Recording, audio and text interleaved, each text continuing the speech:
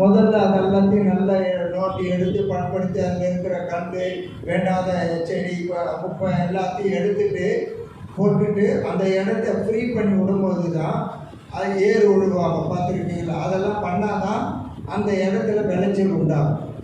அப்போது இந்த வறண்ட வனாந்தரமான இடத்துல ஒரு பெரிய செழிப்பு உண்டாக காரணம் என்னன்னு பார்த்தீங்கன்னா, முதல்ல அந்த இடம் காஞ்சி இருக்கும். அந்த இடம் என்ன இருக்கும்?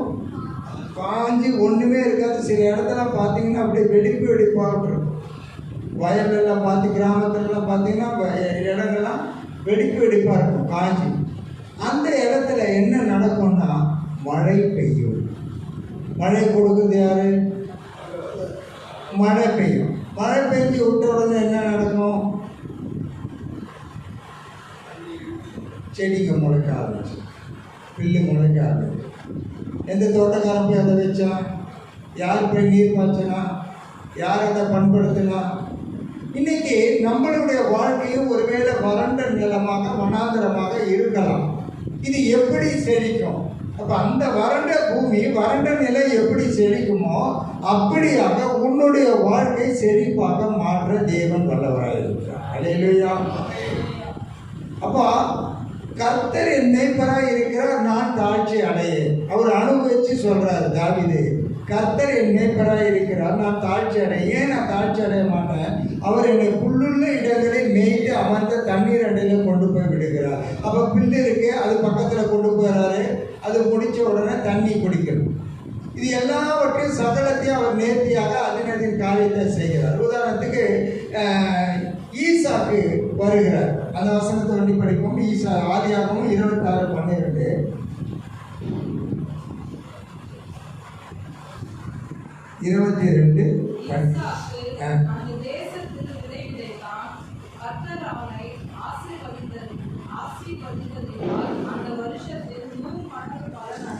அல்லேலூயா.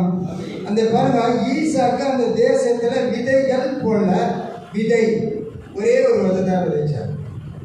அப்ப கர்த்தர் அவனை ஆசீர்வதித்ததுனால அந்த வருஷத்துல என்ன, எத்தனை கூட பலனை? 100 மடங்கு பலனை. ஒரு சாட்சி ஒன்று கேட்டேன். அப்போ அந்த சாட்சியில் கூட அப்படிதான் சொன்னாங்க. ஒரு இடம் ஒன்று எங்கேயோ ஒரு மூலையில் காட்டில் வாங்கின இடத்த ஒரு வருஷத்தில் பார்த்தீங்கன்னா 10 ரூபா 1 லட்ச ரூபா வாங்கினாரா 1 கோடி ரூபாய் போயிடுச்சு. இது மாதிரி 100 மடங்கு கர்த்தர் அவனை ஆசீர்வதித்தனால அதன் என்னாச்சு? 100 மடங்கு பலன் அடைந்தான். சரி, இன்னொரு இடத்துல அவங்க அப்பா தோண்டினதான துறவு தோண்டிட்டு மூடி போட்டுட்டான். மூடி ஏற்பட்டது பார்த்தீங்கன்னா, பெலிஸ்தர் அவன் மேலே பேரில் பொறாமை கொண்டு அவனை என்னப்பா அந்த தோட்டத்தை மூடுறாங்க. அவன் தகப்பனாக ஆபிரகாம் நாட்டில் அவனுக்கு வேலைக்கார வெட்டின துறவையெல்லாம் தூர்த்து மண்ணினால் நிரப்பி போட்டார்கள். அப்போ அந்த கிணற போய் இவர் தோன்றார். தோண்டும் பொழுது என்ன நடக்குது? அந்த கிணத்துல தண்ணி சுரக்குது. அப்போ அது எப்படி சுரக்கும்? அவ்வளோ நாள் இருந்த கிணறு ஒன்றுமே இல்லை. அந்த தோட்டத்தில் அந்த கிணறுல இருக்கிறதான குப்பையெல்லாம் எடுக்கிறாங்க, தூட்டு போட்ட மணலெல்லாம் எடுக்கிறாங்க. அதில் இருக்கிற சேறு சகதி இன்னும் செடிகள் என்னென்னவோ போட்டிருக்கோம் இல்லையா, அதெல்லாம் எடுத்த உடனே தான் அதில் சுரக்காங்க. அதே போல இன்னொரு இடத்துல அதுக்கு அவர்கள் கேரா ஊர்கார மேய்ப்பர்கள் அந்த என்ன பண்ணுறாங்க? வாக்குவாதம் பண்ணுறாங்க. உடனே அந்த கிணறை விட்டுட்டாரு. அதுக்கு ஏசேக்குன்னு பேர் வைக்கிறார். 26 பார்க்கலாம், நான் சீக்கிரம் முடிக்கிறேன். வேறொரு துறவு வெட்டுறாரு, அதுலேயே வாக்குவாதம் பண்ணுறாங்க. அதுவும் புதிதாக நோண்டப்பட்ட துறவு. அந்த துறவை நோண்டணும், நல்ல தண்ணி வரதா பார்க்கணும். இல்லை இன்னைக்கு வீடு போகிறோம், ஒரு வீடு போனோம்னா முதல்ல பார்க்குறது தண்ணி குடிச்சு பார்க்குறோம். ஒரு உப்பு தண்ணியா, கார்பரேஷன் வாட்டர் கிடைக்குமா, இதெல்லாம் பார்த்துட்டு தான் நம்ம போகிறோம் இல்லையா. அப்போ இது மாதிரி அந்த ஆசீர்வாதத்துக்கு அடையாளமாக முதல் மனுஷனுக்கு தேவையானது அந்த தண்ணி. 2வது துறவு ஓட்டுற அதுவும் ஆசீர்வாதம். 3வது துறவு ஓட்டுறாரு, அதில் அவங்க வாக்குவாதம் பண்ணல. அவர்களெல்லாம் பயந்து அவங்ககிட்ட என்ன பண்ண, கர்த்தர் நிச்சயமாக உங்களோட கூடாது. சிஸ்டர் சொன்ன சாட்சியில் பாருங்க, மற்றவர்கள் நம்மை பார்த்து என்ன பண்ணணும்? பொறாமை கொள்ளணும். இவன் மட்டும் ஏன் நல்ல செழிப்பா இருக்கிறான், எப்பொழுதும் சந்தோஷமா இருக்கிறான், எப்பொழுதும் மகிழ்ச்சியா இருக்கிறான், இவனுக்குள்ள ஏதோ ஒரு விசேஷம் இருக்கு. அது என்னன்னு இவன் கண்டுபிடிக்க அவனுடைய தேடல் நம்ம பக்கம் திரும்ப வேண்டியதான். அப்போ அந்த தேடலை கர்த்தர் அவனுக்கு வெளிப்படுத்தி கொடுப்பார். இதனால தான் அவன் அந்த ஆன்மீகமாக, ஏன்னா கிரியை செய்கிறது தேவன். அப்போ உன்னுடைய வாழ்க்கை மற்றவர்கள் பொறாமைப்படக்கூடிய அளவுக்கு இருக்க வேண்டும் என்றால் நீ முதலாவது அந்த துறவை தோண்ட வேண்டும், பண்படுத்த வேண்டும், இருக்கிற எல்லா அசுத்தங்களையும் எடுத்து போட வேண்டும். அப்போ வறட்சியானது என்ன நடக்கும்? செழிப்பாக மாறும். அப்ப நம்மளுடைய வாழ்க்கையிலே செழிப்பாக மாறாம இருக்க காரணம் ஒரு எல்லாருக்கும் தெரியும் தானே. ஜெபம் பண்ணும்போது என்ன பண்ணுவான்? தன் பாவங்களை மறைக்கிறவன் வாழ்வடைய மாட்டான், அவைகளை அறிக்கை செய்து விட்டு விடுகிறவன் இரண்டாம். நாம அறிக்கையும் செய்ய மாட்டோம், விட்டு விட மாட்டோம். அதுவும் வேணும், இதுவும் வேணும். எப்படி? அது உலகமும் வேணும், ஆண்டவரும் வேணும். எந்த மனசு மட்டும் இரண்டு நினைவுகளால குந்தி நடிப்பீங்க. அப்போ நாம் தேவனை உறுதியாக பற்றி கொள்ள ஒரு தீர்மானம் எடுக்க வேண்டும். ஜெபம் பண்றோம், நம்ம என்ன பண்றோம்? அறிக்கை எடுக்கிறோம், அது பண்படுத்துவோம். நம்மளுடைய இருதயத்தை விசேஷத்தினால பொங்க வைக்கும். கர்த்தருடைய வார்த்தை எம்மாவூர் சீஷர்கள் நடந்து போறாங்க. போகும்போது அவர் அந்த 2 பேரோட வந்து ஜாயின் ஆகிறாரு. அவர் பேசுறாரு, சம்பாஷித்து போறாங்க. இவர் பேசும்போது அவர் சொல்றாரு, அவரு யாருன்னு தெரியல, அவர் நம்மோட பேசிவிட்டு போகும்போது நம்ம இருதயம் கொழுந்து விட்டு எரியவில்லையா? இன்னைக்கு எத்தனை பேருடைய இருதயம் வசனத்தினால கொழுந்து விட்டு எரியுது? எத்தனை பேருடைய இருதயம் சிந்தைகள் வசனத்தை தியானிக்குது? ஏதோ ஜெபிக்கிறோம், முடிச்சிட்டோம். ஜெபன்றது கேட்கறது பெற்றுக்கொள்வது, அப்படிதான் நான் நினைக்கிறேன். இல்லை, அவரும் நீயும் உறவாடுவது தான் ஒரு ஜெபமாக. நீ கேட்டு பெற்றுக்கொள்ள எல்லாம் உண்மை. அப்பா கிட்ட போய் நேரம் வந்தவன், அப்பா எனக்கு இது வேணும்னு கேட்டுட்டா என்ன வரேன், இதுக்கு தான் நான் வரேன். மனைவிக்காக சொல்லுவாங்க, கணவர் கஷ்டப்பட்டு வீட்டில் வந்த உடனே இன்னும் ரொம்ப டயர்டாக காட்டுவார், முகத்தெல்லாம் அப்படியே சோர்வாக காட்டுவார். சாப்பாடு வீட்டில் அங்கே இருக்கிறது வீட்டில் அதிகாரம் காட்டுவார், சாப்பாடு போடு, சீக்கிரம் இதை வை, இல்லை சாப்பாடு காட்டு, ஒன்றும் இருக்காது. அப்போ நீ அப்பா கிட்டையும் கணவரிடத்திலையும் மனைவி இடத்திலையும் அன்பு காட்டு, நயம் பண்ணு, நல்ல உறவாட கற்றுப்படும். அல்லேலூயா. அதே போல நீ கர்த்தரிடத்தில் உறவாட கற்றுக்கொள். அப்போ உன்னத பாட்டுல நேசர் வர்றாரு, கதவை தட்டுறாரு. என் தலை பனியினால நனைஞ்சு இருக்குது, என் உடம்பெல்லாம் ஈரமாக இருக்கு, எனக்கு குளிராக இருக்கு, கொஞ்சம் கதவை தர. வேற சொல்றாரு, என் பிரியமே, என் ரூபவதியே. இன்னைக்கு எத்தனை பேருடைய கணவர் அப்படி சொல்றாங்கன்னு தெரியல. ஒருவேளை சாமியில சொன்னாலும் சொல்லுவாரு, என் பிரியமே, என் ரூபவதியே, என் புறாவே, என் வாடையே, அப்படிலாம் சொன்ன உள்ள வாழணும். அல்லேலூயா. கையில நீங்க எடுத்துன்னு வந்த சும்மா காலில் இருந்து சுத்தி செல்லம் இல்லைன்னு சொல்லி எல்லாரும் எப்படி பிரதருங்க ரொம்ப பாதிக்கப்பட்டாங்க. கணவர்மார்கள் ரொம்ப பாதிக்கப்பட்டு இருக்காங்க. சோதரம் அவ கையில ஒன்று எடுத்துக்கிற ரூபவதி இதெல்லாம் அங்கே ஆகாது. அது போல ஆண்டவர் அன்னைக்கு சொல்றாரு, அவர் சொல்ற, நானு குளிச்சிட்டேன், அதனால கீழே தலையில நடக்க மாட்டேன், காலை அழுக்காகும். ட்ரெஸ்ஸை கழட்டிட்டேன், வேற ட்ரெஸ், நைட் ட்ரெஸ்ஸில் இருக்க வரலாம். நைட் ட்ரெஸ் ஐயா சொல்றாரு, அப்படிதான் இருப்பாங்கன்னு சரி சார். அந்த ஒழுக்கமான பேச்சு சொல்லி கொடுக்குறேன், கரெக்ட். அப்போ உடனே வெளியே வந்து பார்க்கறா. அதுக்கப்புறம் இவர் சொல்லாம பாருங்க, கண்ணு கெட்டினவொன்னு சூரிய நமஸ்காரம். வந்தார், அப்போ பிடிச்சி கூப்பிட்டு உட்கார வச்சு கறியை மீனும் உப்பு ஜாஸ்தியாக இருக்க போட்டு சாப்பாடு போட்டு செல்லம் இல்லைன்னு அவரை கொஞ்சம் கிஞ்சி ஏதாவது பண்ண நீ பண்ணியிருக்கலாம். நீ அவரெல்லாம் விட்டுட்டு அப்போ போய் நீ நேசரை பார்த்தியா, ரோட்டில் போய் கேட்குற தாங்க கேட்குறேன். அவர் எப்படி இருக்கிறார்? அவர் அழகானவர், அவர் வெண்மையானவர், அவர் அழகும் சௌந்தரியம் உள்ளவர். இன்னைக்கு நிறைய பேர் மனைவிகள் தான் சொல்லுவாங்க, எங்கள் வீட்டுக்கு வரணும் தம்பம், வீட்டில் போனால் இன்னும் வீட்டில் விட கேவலமாக இவங்க தான் அடிப்பாங்க. அந்த பக்கம் தங்கம்னு சொல்லிட்டு இந்த பக்கம் மனசை நினச்சிப்பாங்க, இது பித்தளை சொந்த அடி வாங்கின பித்தளை சொந்த. அப்ப வீட்டுக்காரரை விட்டு கொடுக்க மாட்டாங்களா வெளியே? கணவர் இல்லை, என்னுடைய கணவர் என்னுடைய நேசர். ஏன்னா இந்த அம்மா இமேஜ் அங்க ஸ்பாயில் ஆயிடும். அப்போ அந்த நேசரை எப்படி இருப்பாரு? வெண்மையா இருப்பார், சிவப்பா இருப்பார், அழகா இருப்பாரு, தங்க முடி, கண்கள் புறா கண்கள், அப்படியே தண்ணீர் வடியும், இப்படி எல்லாம் வர்ணிச்சு சொல்றான். அப்பவே கூப்பிட வேண்டியதானே. அதே போல நாமும் நம் வாழ்க்கையிலே தேடல்கள் என்பது ஒன்று வருவதற்கு ஆக நம்ம தேடக்கூடாது, பெற்றுக்கொண்டதற்காகவும் தேவனை நாம் தேடுகிறதை விடக்கூடாது. பெற்றுக்கொண்டாலும் பெற்றுக்கொள்ளாவிட்டாலும் அவர் தான் எனக்கு. அல்லேலூயா. நான் சாப்பிட்டாலும் சாப்பிடனாலும் அவர் எனக்கு வேணும். நீங்க போகும்போது பாருங்க, அப்பா வாங்க என் கூட வாங்க. நீங்க ஒரு குழந்தைய நேசிங்க, குழந்தைய அவங்க தோல்ல இருப்பார். ஒரு ஃப்ரெண்டா சிநேகிதனா பாருங்க, கைப்பிடிச்சு பாருங்க, உங்களோட உறவாடுவார். இப்படி நிறைய அனுபவங்களுக்குள்ள கடந்து வர வேண்டும். நாம என்ன பண்றோம்? பரிசுத்த ஜீவியம் சொல்லிட்டு இந்த மாதிரி ஜிப்பெல்லாம் போட்டுக்கிட்டு வெள்ளையா போட்டு அலேலுயான்றது வீட்டுக்கு போனா கொண்டாடி ஜிப்புறது அப்படியே ஆவியில நரம்புறது. ஆமென். சில பேர் இந்த ஞானசானம் கொடுக்கும்போது இன்னும் எக்ஸ்ட்ரா 2 அபிஷேகத்தில் நிரம்புவாங்க.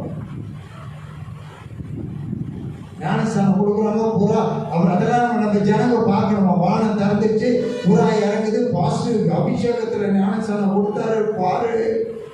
அல்லேலூயா. உன்னை நீ சுத்தவானாக பார்த்துக்கொள், உன்னை நீ சுத்தவானாக காத்துக்கொள். இன்னொரு பழக்கம் இருக்கு நமக்கு.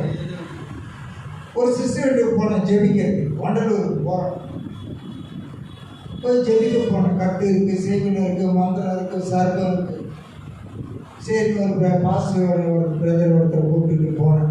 ரொம்ப நாளாக ஃபோன் பண்ணிக்கிட்டு இருந்தாங்க, இது நான் அம்மா மந்திரக்காரனா ஜோசியக்காரனா இதெல்லாம் எடுக்கிறது. சரி, நான் ஆனால் ரொம்ப அருமையான வரவேற்பு. அப்போ அங்கே போன உடனே அந்த பையன் சொல்கிறான், பூச்சி இருக்குது, பச்சை ஓலை இருக்குது, அது வளர்ந்து இருக்குது. என்னடா இது புதுசாக இருக்குது, பைபிள் எல்லாத்தெல்லாம். பாம்பு இருக்குது, நான் என்ன கலர் ஆகுதுன்னு என்ன கேட்குறான்.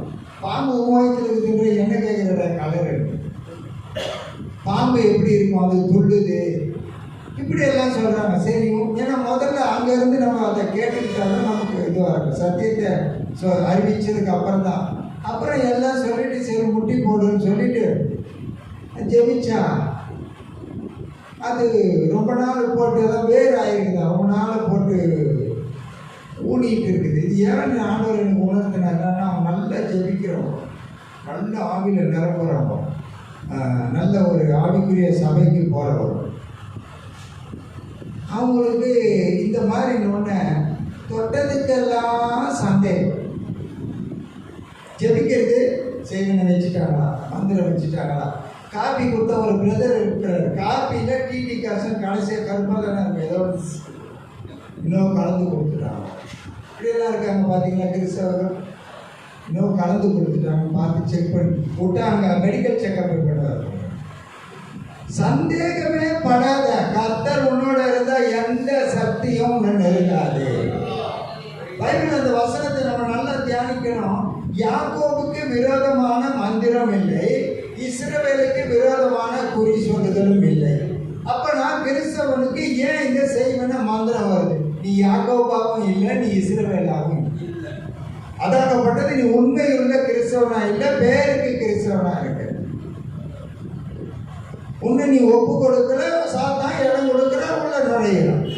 அப்போ அவங்க வீட்டில் ஜெபிச்சுட்டு எல்லாமே ஒரு சந்தோஷம் ஆயிடுச்சு. அந்த பிள்ளையெல்லாம் விடுதலை ஆயிடுச்சு. அவன் நம்ம ஃபோன் பண்ணி எல்லாம் சொன்னாங்க. நான் என்ன சொல்றேன்னா, எந்த ஒரு வல்லமையாக இருந்தாலும் உன்னை கண்டு அது நடுநடுங்க வேண்டும். உன்னை கண்டு அது பயப்பட வேண்டும். ஒன்று புரிந்து கொள்ள வேண்டும், உலகத்தில் இருக்கிறவர்களை காட்டிலும் என்னோட நம்மளோடு இருக்கிறவர் பெரியவர். இந்த ஒரு வார்த்தையை சொல்ல அவன் நெருங்கிறானப்பா. நீ வசனத்தை விசுவாச அறிக்கையிட்டு அவன் உன்னை நெருங்கிறானா பாரு. அல்லேலூயா. அப்போ நீ ஜெபிப்ப, ஆண்டவரே வாழ்க்கை இப்படி என் வறட்சியை மாற்றி செழிப்பாக்கிட பின்னூற்றாய் பொங்குதே நீரே. அப்படியே ஆவில நேரம் அந்த பாட்டை சொல்றோம்.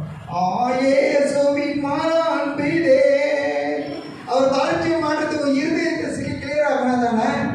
கல்லு மண்ணு வச்சுக்கிட்டு காய்ச்சல கீழ்ச்சி வச்சுட்டு பொய் பித்தலாட்டம் ஊரு கதை இல்லை இதெல்லாம் இருந்துட்டு உன் வறட்சி எங்கிருந்து வாழும்? சந்தோஷம் பொங்குது. இங்க ஒன்றும் பொங்கல, சந்தோஷம் பொங்குது பாடிக்கிட்டே இருப்பாரு. நாளைக்கு செலவு கேட்க ஆசையில் என்ன பண்ணுறது? சந்தோஷம் பொங்குது. இல்லை நைட்டுக்கு டிஃபன் என்ன பண்ணுறதுக்கு தெரியல, சந்தோஷம் பொங்குது.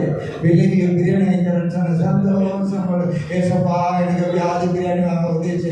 அங்கே எல்லாம் ஒருமனப்பட்டு கூடி ஜெபிச்சு ஆராதனை பண்ணி துதிச்சிருப்பாங்க. ஒருத்தருக்கு பிரியாணி வேணும் ஜெபம் பண்ணாரு, ஒருத்தர் நாளைக்கு எதனா வேணும் ஜெபம். எப்படிங்க அந்த ஜெபங்கள் இப்போ ரீச் ஆகும் பாருங்க. அவர்கள் ஒருமனப்பட்டவர்களா அந்த இடத்துல கூடி இருந்தார்கள். அப்போஸ்தலர் நடவடிக்கை 2வது அதிகாரம் 1வது வசனத்துல வேற ஒன்றுமே பண்ணல, கை தட்டல, பாட்டு பாடல, ஒர்ஷிப் பண்ணல, ஒன்றும் பண்ணல. ஒருமனப்பட்டவர்களா கூடி இருந்தார்கள். உடனே அக்னிமயமான நாவல் அவர் எப்படி இருக்கு பாரு. எல்லாரும் வெவ்வேறு பாஷையில பேசுறாங்க, அந்நிய பாஷையில நடக்கிறாங்க.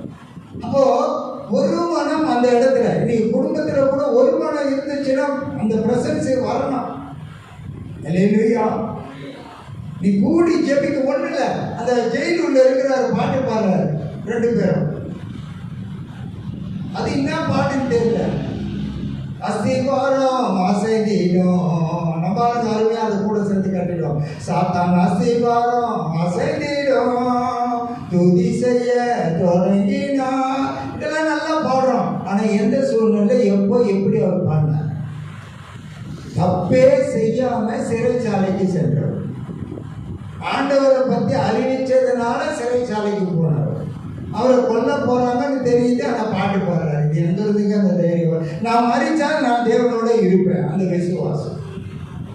இன்றைய ஜீவன் போனா நான் கர்த்தரோட கூட இருப்பேன். அல்லேலூயா.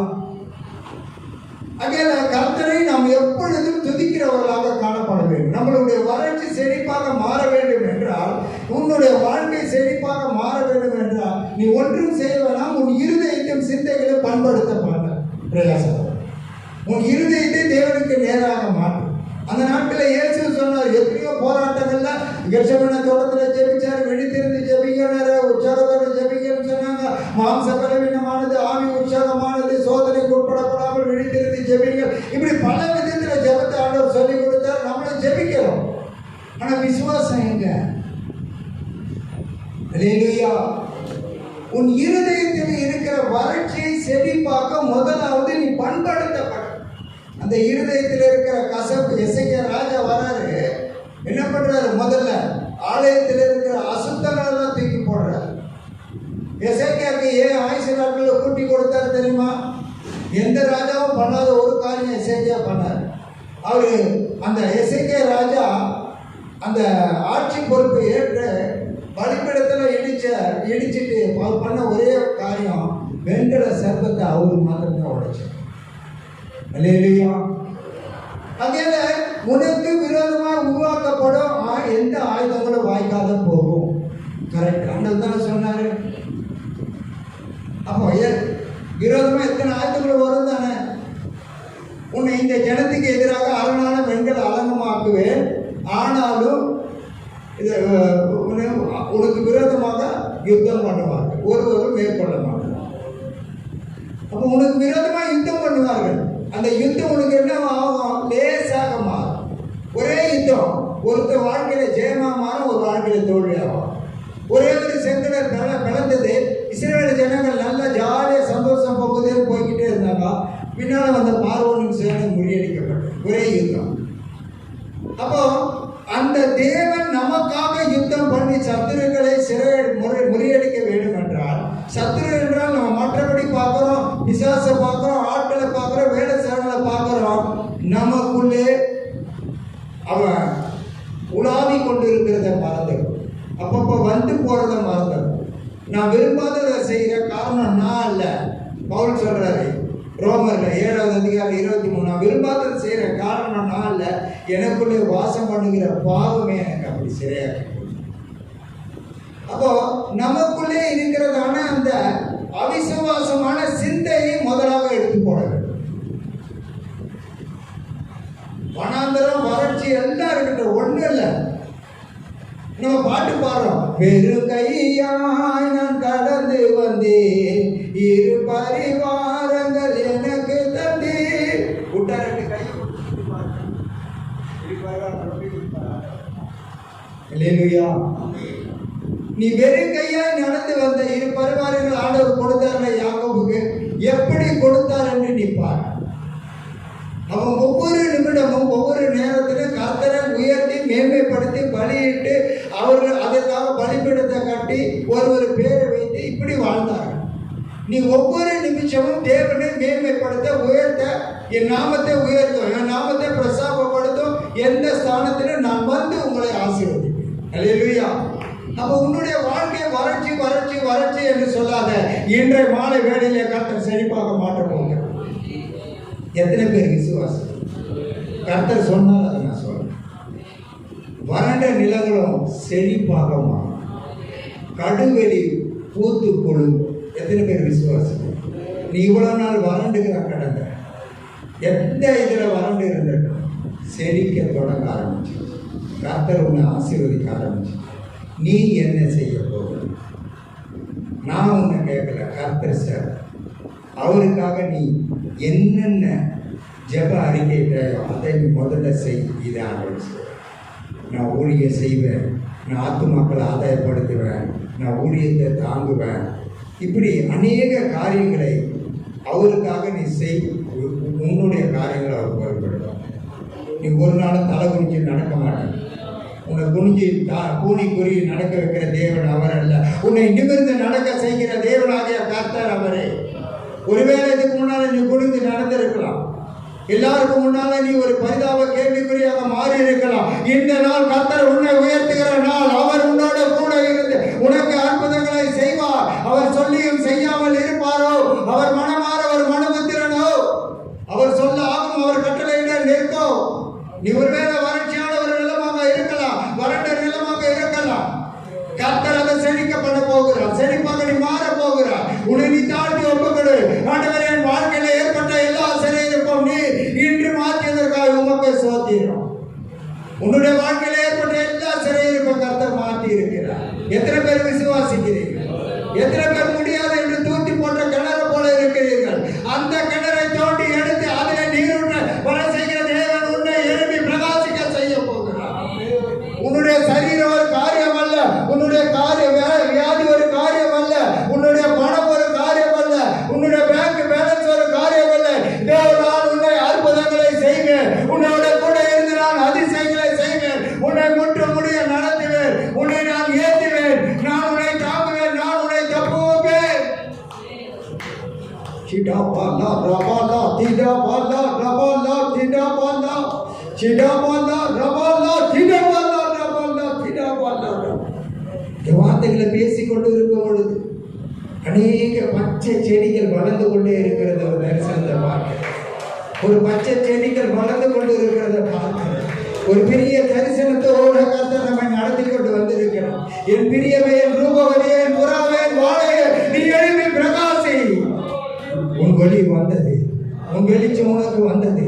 உன் தேவன் உன்னோட கூட வந்து விட்டான். உன்னை ஆசீர்வதிக்க உன் தேவன் வந்து விட்டான். உன்னை, உன் வீட்டை, உனக்கு உண்டான எல்லாவற்றையும் தேவன் வேலையளித்து ஆசீர்வதிப்பான். இப்பொழுது இருக்கிற சீரை பார்க்கலாம், நீ முந்தின சீரை பார்க்கலாம், அதிகமாக நீ ஆசீர்வதிக்கப்பாய். உன்னை நீ தாழ்த்தி ஒப்புக் கொடுப்பாயா? ஆண்டவரே, என்னை ஆசீர்வதிக்க என்னை ஒப்புக் கொடுக்கிறேன்.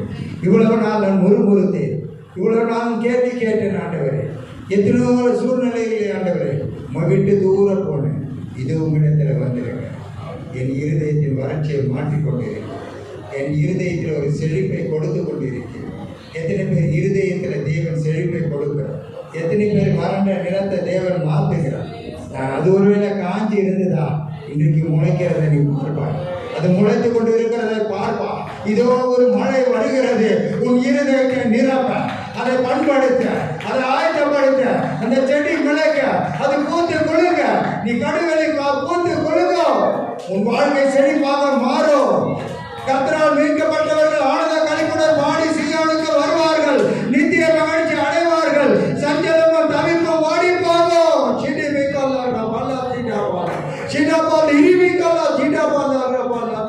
உனக்கு ஏற்பட்ட சஞ்சலங்கள் விலகி ஓடும். என் பிரியமான ரூபவதியே, நீ பயப்படாது. என் சகோதரன், நீ பயப்படாது. என் சகோதரன், நீ பயப்படாது. நான் உனக்கு துணை நிற்கிறேன், நான் உனக்கு துணை நிற்கிறேன் என்று கர்த்தர் சொல்கிறார். ஒரு பெரிய காரியங்களை செய்கிறது. உனக்கு துணை நிற்கிற தேவன், உன்னை அவர் தெரிந்து கொண்ட தேவன், உன்னை கைவிடாத தேவன், உன்னை விட்டு விலகுவதும் இல்லை, உன்னை கைவிடுவதும் இல்லை. எத்தனை பேர் ஒப்பு கொடுப்பீர்கள்? இன்றைக்கு வாழ்க்கை செழிப்பாக மாறிக்கொண்டு இருக்கிறது. எத்தனை பேர் இருதயத்தில் ஒரு செழிப்பை நீங்கள் உணர்கிறீர்கள்? இன்றைக்கு உன் வாழ்க்கையில் ஒரு செழிப்பு, உன் வீட்டில் ஒரு செழிப்பு, அதற்கு அடையாளம் இன்றைக்கு உன் இருதயத்தில் ஒரு செழிப்பு, இன்றைக்கு உன் இருதயத்தில் ஒரு பூரிப்பு, இன்றைக்கு உனக்குள்ள ஒரு பெரிய அபிஷேகம், இன்றைக்கு உனக்குள்ள ஒரு மாறுதல் உண்டாயிருக்கிறது. எத்தனை பேர் உணர்கிறீர்கள்?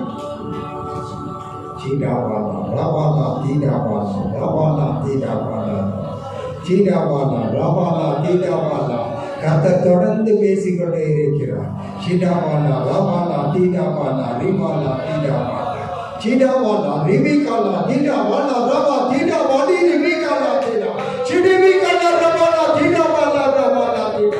இன்று முதல் நீ ஆசீர்வதிக்கப்படுவாய். இன்று முதல் நீ ஆசீர்வாதமாய் இருப்பாய். உன் பேரை நான் பெருமைப்படுத்துவேன், உன் பேரை நான் பெருமைப்படுத்துவேன். நீ ஆசீர்வாதமாய் இருப்பாய். சகல ஜாதிகளை காட்டிலும் நான் உன்னை மேன்மையாக வைப்பேன் என்று கர்த்தர் சொல்லுகிறார். Thank you Jesus, thank you Jesus. நன்றி ஆண்டவரே, நன்றி ஆண்டவரே, நன்றி ஆண்டவரே. எங்களோடு இடைப்பட்டு கொண்டு இருக்கிறதற்காக நன்றி ஆண்டவரே. பிள்ளைகளை ஆசீர்வதித்துக் கொண்டு இருக்கிறதற்காக நன்றி ஆண்டவரே. எங்களை ஆசீர்வதித்துக் கொண்டு இருக்கிறதற்காக நன்றி ஆண்டவரே. எங்கள் பேரை பெருமைப்படுத்துவதற்காக நன்றி ஆண்டவரே. நீர் எங்களோடு இருந்து போகிற எவ்விடத்தில் ஆசீர்வதிக்கிறதற்காக நன்றி. நீ நிமிர்ந்து நிற்கிற ஒரு ஆள், உனக்கு விரோதமாக எழுப்பின சத்துருக்கள் விலகி ஓடுகிறதை நீ காண்பாய். உனக்கு விரோதமாக எழுப்பின சத்துரு உனக்கிட்ட சமாதானமாக மாறுபடியாக செய்கிறது. இன்று முதல் நீ ஆசீர்வதிக்கப்பட்டவன், இன்று முதல் நீ ஆசீர்வதிக்கப்பட்டவன். நீ விசுவாசத்தோட புறப்பட்டு போ. தேசமே பயப்படாது, மகிழ்ந்து களிக்கூர். கர்த்தர் பெரிய காரியங்களை செய்யும். ஆமென். கர்த்தர் அப்படியாக நம்மோடு இடைப்படுவதற்காக கர்த்தர் கொடுத்து சோதரிப்போம். வறட்சியை மாற்றி தேவன் செழிப்பை கொடுத்தார், அதற்காக சோதரிப்போம். இன்றைக்கு நாம் பிறந்த நாள்